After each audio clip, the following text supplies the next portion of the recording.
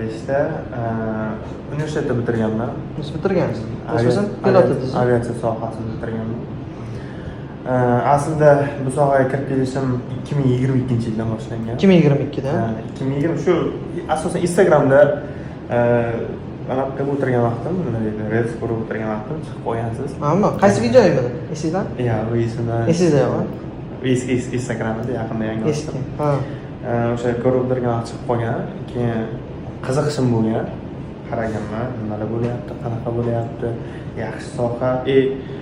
Shunaqa plan bo'lgan, чтобы masalan ishdan keyin yo boshqa narsadan keyin yoki dam olish vaqtlari bo'ladi, o'sha vaqtlari bemalol, ya'ni qo'shimcha daromad sifatida degansiz, qo'shimcha daromadga eng udobni, qulay uyda o'tirib, faqat internet bo'lsa, notebook bo'lsa, telefon bo'lsa, bemalol ishlasa bo'ladi deganman. Degansiz.